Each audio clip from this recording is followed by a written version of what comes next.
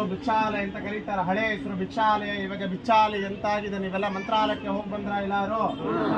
ಮಂತ್ರಾಲಯದ ಹಳೆ ಹೆಸರು ಮಾಂಚಾಲಯ, ಇವಾಗ ಮಂತ್ರಾಲಯ ಎಂತಾಗಿದೆ. ನೀವೆಲ್ಲ ಪೂಜ್ಯಾಯ ರಾಘವೇಂದ್ರಾಯ ಸತ್ಯ ಧರ್ಮ ರಥಾಯ ಚ ಮಂತ್ರ ಕೇಳಿದಿರಲ್ವಾ? ಆ ಮಂತ್ರ ಶುರುವಾಗಿದಂತಹ ಸ್ಥಳ ಜಾಗ ಇದು. ಆ ಮಂತ್ರ ಬರೆದಿದ್ದು ಮಹಾನುಭಾವರೇ ಅಪ್ಪಣ್ಣಾಚಾರ್ಯವರು. ಅಪ್ಪಣ್ಣಾಚಾರ್ಯವರು ಯಾರು ಅಂದ್ರೆ ರಾಘವೇಂದ್ರ ಸ್ವಾಮಿಗಳವರ ಶಿಷ್ಯರು. ಅವರ ಹುಟ್ಟಿದಂತಹ ಊರು ಇದು. ಇದೇ ಊರಲ್ಲಿ ರಾಘವೇಂದ್ರ ಸ್ವಾಮಿಗಳವರು ಅವರ ಮಂತ್ರಾಲಯಕ್ಕೆ ಹೋಗಿನ ಮುಂಚೆ 13 ವರ್ಷ ಕಾಲ ರಾಘವೇಂದ್ರ ಸ್ವಾಮಿಗಳವರು ಇದೇ ಊರಲ್ಲಿ ಇದ್ದಿದ್ದು. ಅವರ ಶಿಷ್ಯರ ಅಪ್ಪಣ್ಣಾಚಾರ್ಯವರ ಒಟ್ಟಿಗೆ ಅವರಲ್ಲಿ ಇರೋ ಕಾಲದಲ್ಲಿ ನಿಮ್ಗೆ ಎದುರುಗಡೆ ಬೃಂದಾವನ ಕಾಣಿಸ್ತಿದ್ದಾರೆ ಎಲ್ಲರಿಗೂ. ಇದೇ ಸ್ಥಳದಲ್ಲಿ ಸಾಕ್ಷಾತ್ ಶ್ರೀ ರಾಘವೇಂದ್ರ ಸ್ವಾಮಿಗಳವರು ಒಂದಲ್ಲ ಎರಡಲ್ಲ 13 ವರ್ಷ ಕಾಲ ರಾಯರು ಇಲ್ಲಿ ಜಪ ತಪ ಅನುಷ್ಠಾನ ಹೋಮ ಮತ್ತೆ ಹವನಗಳ ಮಾಡಿದಂತಹ ಸ್ಥಳ. ರಾಯರು ಜಪ ಮಾಡ್ತಿರುವಂತಹ ತಪಸ್ಸು ಮಾಡ್ತಿರುವಂತಹ ಸ್ಥಳ ಇದು. ಜಪದ ಕಟ್ಟಿ ರಾಯರು ಅಂತ ಕರೆಯೋದು. Place of meditation place.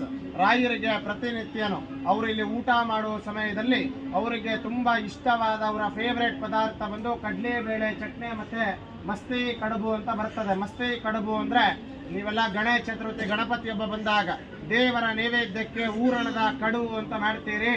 ಊರಣದ ಕಡುಬು ಅಂದ್ರೆ ಮೋದಕ ಅಂತ ಕರಿತೀರಿ. ಅದು ರಾಯರಿಗೆ ತುಂಬಾ ಇಷ್ಟವಾದ ಪದಾರ್ಥ. ಇವಾಗೂ ನೀವು ನೋಡಬಹುದು 400 ಇಯರ್ಸ್ ಬ್ಯಾಕ್ 400 ವರ್ಷದ ಹಿಂದುಗಡೆ ರಾಯರಿಗೆ ಬಳಸ್ತಿರುವಂತ ವರಳ ಕಲ್ಲು ರುಬ್ಬಗುಂಡ ಅಂತ ಮೇಲ್ಗಡೆ ಬರೆದಿರ್ತಾರೆ. ಹೋಗ್ತಾ ನೋಡ್ಕೊಂಡು ಹೋಗಿ. ರಾಘವೇಂದ್ರ ಸ್ವಾಮಿಗಳವರ ಶಿಷ್ಯರು ಅಪ್ಪಣ್ಣಾಚಾರ್ಯವರ ಬೃಂದಾವನ ಅಲ್ಲ ಇದು. ಅವರ ಶಿಷ್ಯರು ಅಪ್ಪಣ್ಣಾಚಾರ್ಯವರ ಪ್ರತಿಷ್ಠಾಪನೆ ಮಾಡಿದ್ದು ಕಟ್ಟಿದಂತಹ ರಾಘವೇಂದ್ರ ಸ್ವಾಮಿಗಳವರ ಪ್ರಥಮ ಅಂದ್ರೆ ಫಸ್ಟ್ ಏಕಶಿಲಾ ಬೃಂದಾವನ. ಏಕಶಿಲಾ ಅಂದ್ರೆ ಒಂದೇ ಶಿಲೆಯಲ್ಲಿ ಬೃಂದಾವನ ಕಟ್ಟಿದ್ದು. ರಾಘವೇಂದ್ರ ಸ್ವಾಮಿಗಳವರು ಅವರ ಶಿಷ್ಯರಕ್ಕೋಸ್ಕರವಾಗಿ ಜ್ಯೋತಿ ರೂಪದಿಂದ ದರ್ಶನ ಕೊಟ್ಟಿರುವಂತಹ ಫಸ್ಟ್ ಬೃಂದಾವನ. ಬೃಂದಾವನ ಚೆನ್ನಾಗಿ ಗಮನಿಸಿ ನೋಡಿ. ಒಂದೇ ಶಿಲೆ ಒಂದೇ ಸ್ಟೋನ್ ಕಾಣಿಸ್ತದೆ. ಈ ತರ ನಿಮಗೆ ಬೃಂದಾವನ ಈ ಕ್ಷೇತ್ರದಲ್ಲಿ ಬಿಟ್ರೆ ನಿಮ್ಗೆ ಎಲ್ಲೂ ನೋಡ್ಲಿಕ್ಕೆ ಸಾಧ್ಯ ಇಲ್ಲ. ನೀವೆಲ್ಲ ಮಂತ್ರಾಲಯಕ್ಕೆ ಹೋಗಿ ಬಂದ್ರ ಇಲ್ಲಾರೋ? ಮಂತ್ರಾಲಯದಲ್ಲಿ ಇರೋ ಬೃಂದಾವನಕ್ಕೂ ಇಲ್ಲಿ ಇರೋ ಬೃಂದಾವನಕ್ಕೂ ವ್ಯತ್ಯಾಸ ಏನು, ಚೇಂಜಸ್ ಏನು ಅಂದ್ರೆ ರಾಘವೇಂದ್ರ ಸ್ವಾಮಿಗಳವರು ಜೀವಂತವಾಗಿ ಕೂತಿದ್ದು ಮಂತ್ರಾಲಯದಲ್ಲಿ. ಇಲ್ಲಿಂದ ಹೋಗಿ ಅವರು ಸಜೀವವಾಗಿ ಬೃಂದಾವನ ಆಗ್ತಾರೆ. ಆ ಮೂಲ ಬೃಂದಾವನ ಆದ್ಮೇಲೆ ರಾಘವೇಂದ್ರ ಸ್ವಾಮಿಗಳವರೇ ಅವರ ಶಿಷ್ಯರ ಕೈಲಿ ಹೇಳಿ ಮಾಡಿಸ್ಕೊಂಡಿದಂತಹ ಫಸ್ಟ್ ಏಕಶಿಲಾ ಬೃಂದಾವನ.